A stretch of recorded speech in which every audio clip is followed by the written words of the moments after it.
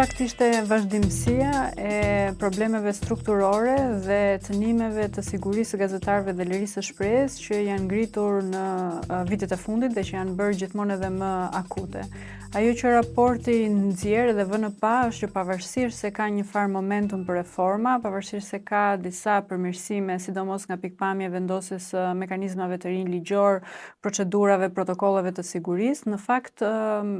në praktik impakti i tyre akoma nuk ndihet. Pra, po themi mjedisi mundësues për të bërë gazetari të mirë, gazetari në interes të publikut, nuk është ende i konsoliduar, pavarësisht ndryshimeve ligjore ose mekanizmave institucional që mund të jenë përmirësuar në 2025 të paktën formalisht. Në Shqipëri nuk ka, po themi, sulme të drejtë për drejta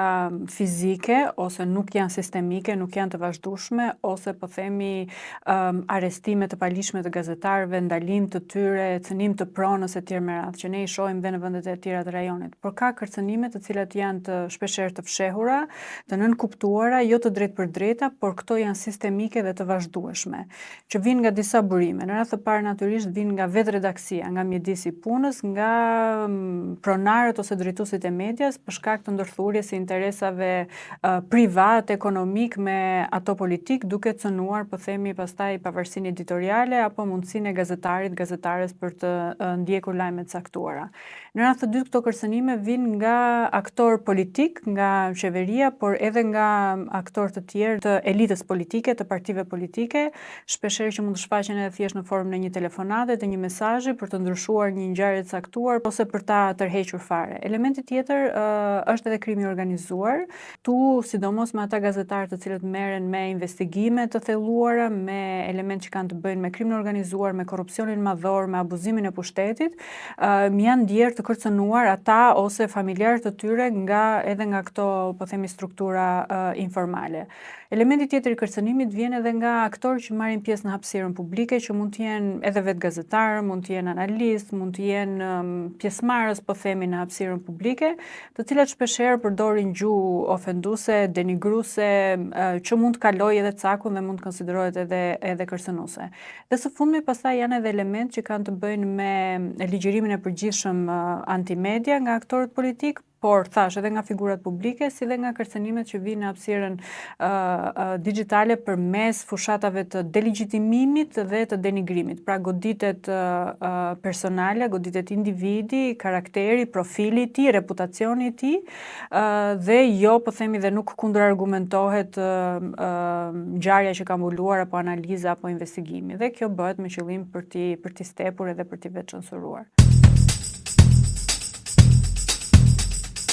Raporti tregon që këto faktorët strukturor janë ata që i kufizojnë. Dhe faktorët strukturor kanë një ndërthurje ndërmjet, po themi, interesave shumë të ngushtë dhe të bërë bashkë të pronësisë së medias, të aktorëve politik dhe aktorëve të tjerë të fuqishëm në vend, që mund të jenë ekonomik, biznese të mëdha, po mund të jenë edhe aktorë me interesa informal, që mund të jenë krimi organizuar apo të tjerë që përpiqen që t'i përdorin mediat si një instrument për të avancuar disa interesa privat, që jo domosdoshmërisht janë në interes të publikut. Një ekosistem i tillë e bën praktikisht shumë të vështirë për një gazetar që të ndihet i lirë të raportojë, edhe nëse nuk ka censurë të drejtë për drejtë, duke pasur parasysh këtë lloj mjedisi, gazetarët vetë censurohen. Ky lloj mjedisi strukturor krijon edhe vulnerabilitet sa i takon sigurisë ekonomike dhe sociale të gazetarëve, pra kushtet e punës, të drejtat e tyre në punë. Pra gazetarët vazhdojnë që të raportojnë pushime të padrejta nga puna, pushime të menjëhershme, mungesë të zbatimit të kontratave, mungesë të marrjes së rrogës në kohë, mungesë të pagimit të sigurimeve shëndetësore shoqërore. Pra pa pasur siguri financiare dhe pa pasur mirëqenie sociale dhe pa pasur zbatim të drejtave të tyre të punës, të parimeve minimale të kodit të punës dhe të marrëdhënieve të punës, është e vështirë që të pretendosh që ata do të jenë një pol i fortë dhe do të bëjnë, po themi, gazetarinë e tyre të pavarur dhe në interes publikut. normalisht që do të shkojnë drejt veçësurës për të ruajtur, si të thuash, vendin e punës ose për mos të rrezikuar për të bërë i papunësuar në mediat e tjera. Kjo është, si thua, një element shumë i rëndësishëm që e kushtëzon. Pra siguria ekonomike dhe mirëqenia e tyre në vendin e punës, që në fakt është tregues i këtij mjedisi strukturor, por edhe i faktit që nuk funksionon siç duhen edhe mekanizmat shtetëror të monitorimit edhe të zbatimit të çështjeve ligjore, siç është praktikisht zbatimi i kodit të punës. Ndikimi është i drejtë për drejtë. Nga njëra anë ka një përpjekje strategjike për ta zvendësuar gazetarinë profesionale me shërbimet marketingut, të PR-it, të marrëdhënieve me publikun, pra të propagandës, ku ndodhit raportohen, pra përgatiten dhe raportohen nga vetë zyrat e shtypit të Këshillit të Ministrave, të qeverisë, të institucioneve, të parlamentit, partive politike. Kjo e pamundëson verifikimin, po themi, të pavarur, dhe nga ana tjetër ka edhe shumë dezinformim, me ndikime të brendshme, por edhe të jashtme. Të gjitha këto krijojnë një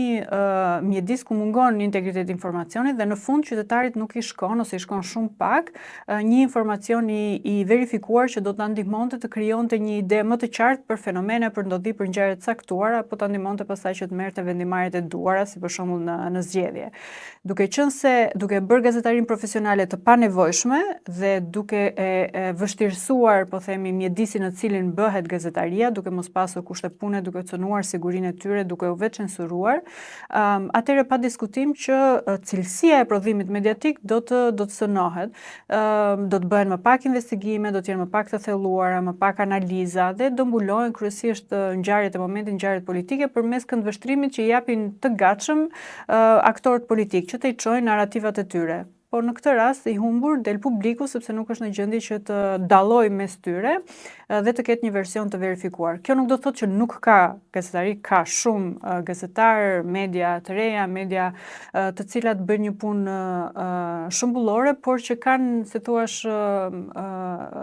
përballen me një, po themi, bum shumë më të madh, pra shumë e vështirë impakti i tyre dhe të arrinte te publiku. Ka disa element që lidhen specifikisht me çështjen e rolit të gruas në shoqërinë shqiptare, pra elementet që ne shohim për çështjet e barazisë gjinore, më saktë pabarazisë gjinore dhe problemet strukturore të mënyrës se si ne shohim rolin e gruas në punë, në jetën private, në jetën familjare, në jetën publike, ato reflektohen edhe në gazetari. Kur ne flasim për kushtet e punës, natyrisht që ato preken njësoj si burra dhe gratë, por në disa raste aspekti gjinor i vë më në pa dhe i vendos më në vështirësi, po themi, gratë. Po marrim një rast shumë të thjeshtë, mos zbatimi i kodit të punës do thotë mos jesh në gjendje të marrësh plotësisht lejen e lindjes për shembull, apo ditët e nevojshme të pushimit, kur janë nënat ato që duhet të kujdesen për fëmijët apo për anëtarët e tjerë të familjes që mund të jenë të sëmur apo mund të kenë nevojë për kujdesje. E njëjta gjë dhe me orët e zgjatura dhe me mungesën e pagesave, nuk do të thotë që nuk afektohen gazetarët burra, por sërish për shkak të rolit që ka gruaja shqiptare edhe në familje, kjo i afekton në mënyrë disproporcionale gratë. Elementi tjetër që kemi vënë re që është specifik është çështja e fushatave të denigrimit edhe të goditjes së imazhit dhe reputacionit të grave. Ne këto i kemi edhe përmes rrjetit gazetarëve të sigurt, i kemi monitoruar, hartëzuar në mënyrë të vazhdueshme dhe jemi përpjekur të advokojmë dhe të ndërgjegjësojmë edhe aktorë dhe të solidarizohemi, sepse këto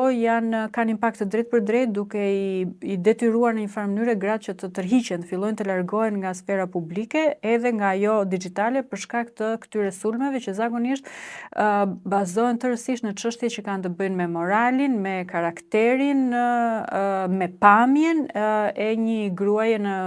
hapësirën publike, që kjo gazetare, aktiviste apo përfaqësuese shoqërisë civile. Dhe të dhënat tregojnë që janë shumë të shpeshta, të qëndrueshme dhe të ashpra ndaj gazetareve gra. Ne në pyetësorin e këtij studimi e kapëm në mënyrë specifike edhe elementin e raportimit gjatë zgjedhjeve, fushatës elektorale gjatë dhe pas, dhe nëse janë kërcënuar apo jo. por edhe nga të dhënat që kemi i mbajtur si rrjeti gazetarëve të sigurt, vum re që kishte një intensifikim të rasteve dhe të cënimeve të sigurisë ose të punës së gazetarëve gjatë fushatës zgjedhore, gjatë ditës së zgjedhjeve, por edhe në një javë, 2 javë që vazhdonte më pas edhe numërimin në Komisionin Qendror të Zgjedhjeve. Një gjë tjetër që është vënë re është që ata janë, si thua, janë ndjerë pra nuk kanë bërë atë rolin tipik që bëjnë gazetarë, që kanë pas bërë gazetarët gjatë zgjedhjeve, mbulimi i fushatës për shkak të materialeve të gatshme që janë shpërndarë në mënyrë qendrore, pra nga partitë politike përmes grupeve të mbyllura të WhatsApp-it, ku çdo gjë dhe imazhe dhe video dhe tekstet edhe titujt vinin të gatshëm dhe në shumicën e rasteve raportoheshin se të tillë, pa lënë hapësirë që gazetarët merrnin pjesë direkt në mbledhjet apo në takimet e ndryshme që bëheshin të fushatës, apo të drejtonin pyetje apo të ambulonin atë në mënyrë të pavarur. Elementi tjetër që është vënë re gjatë fushatës është edhe përdorimi shumë i inteligjencës artificiale dhe përdorimi i saj për të krijuar imazhe ose video për ta deformuar, po themi, realitetin, për të përdorur në mënyrë për të denigruar kundërshtarin, po dhe figura publike, duke përfshirë edhe gazetarë, dhe pastaj ishte edhe elementi edhe i një gjuhë shumë të fortë antimedia dhe gazetarë që është përdorur në fakt gjatë fushatës zgjedhore, thuajse nga të gjitha partitë politike, jo vetëm nga qeveria, fatkeqësisht janë vënë re edhe nga partitë e reja, ku ka një pritshmëri, po themi, më të madhe, pra një farë qëndrimi deri diku armiqësor me media. Aksesi në informacion është elementi tjetër që e vështirëson bërjen e gazetarisë në interes të publikut. Formalisht ne i kemi gjitha mekanizmat, ligjin e përditësuar, komisionerin, mekanizmat e nevojshëm në dispozicion, por praktikisht kjo është nuk është më një çështje e zbatimit të ligjit, me sa duket është edhe një çështje e vullnetit të titularit të institucionit dhe vullnetit më të madh politik, për të rrënjësuar përfundimisht frymën e hapjes dhe transparencës. Kjo frymë hapje dhe transparence nuk ekziston, në qëndrimi by default i institucioneve është i mbajtjes së informacionit dhe jo i dhënies së tij. Gazetarët shprehen që nuk është, edhe në rastet kur kthehet përgjigje pas kërkesave me informacion, përgjigjet nuk janë të plota, nuk vinë në kohën që duhen, nuk i përgjigjen, po themi, momentumit që ka nevojë lajmi, përdoren hapësira të ndryshme që lë ligji ose vetë procedura në mënyrë të tillë që mos të kthehet përgjigje ose të fitohet kohë. Tashmë janë shtuar dhe elementet e kostos, pra për dhënë informacionin mund të kërkohet edhe, po themi, pagesë që duhet bërë, që e vështirëson edhe më shumë punën. Edhe zgjidhja duke kaluar te komisioneri nuk është, po themi, optimale për gazetarët, sidomos për të mbuluar lajme në kohën reale dhe në kohën kur kanë impakt për publikun, sepse pastaj ankesat e komisioneri ose ndjekja në rrugë ligjore në gjykat vonon jashtëzakonisht shumë. Në fund mund ta fitosh, po themi, të drejtën dhe mund ta marrësh atë informacion, po rastet kanë treguar që ka ardhur edhe pas 1 viti apo 2 vjetësh apo 3 vjetësh në procese gjyqësore, që ndoshta ka humbur edhe relevanca dhe impakti që mund të kishte për qytetarët. Por aksesi në informacion është një pikë shumë komplekse, shumë delikate dhe shumë e rëndësishme për vetë cilësinë e prodhimit mediatik. Ndryshimet ligjore që shkojnë drejt rritjes së pluralizmit edhe transparencës së pronësisë medias, transparencës së financimit, transparencës së konfliktit të interesave është shumë e rëndësishme. E dyta pastaj është praktikisht zbatimi i shtetit së drejtës, zbatimi i kodit të punës, i kontratave të punës dhe përmirësimi i kushteve për një punë të denjë për gazetarët, punonësit e medias në të gjithë sektorin audioviziv, por edhe në media digjitale është shumë e rëndësishme. Dhe elementi tjetër është që të gjitha protokollet e sigurisë, policisë shtetit, prokurorisë, të gjitha procedurat dhe ndryshimet ligjore që u bën për të përmirësuar elementin e sigurisë, ato duhet që të zbatohen dhe të jenë të institucionalizuara dhe të qëndrueshme, që mos të qëndrojë vetëm në letër. Pra mekanizmi i mbrojtjes edhe i reagimit të shpejtë kur gazetarët cënohen duhet të jetë funksional në praktikë dhe jo vetëm në letër.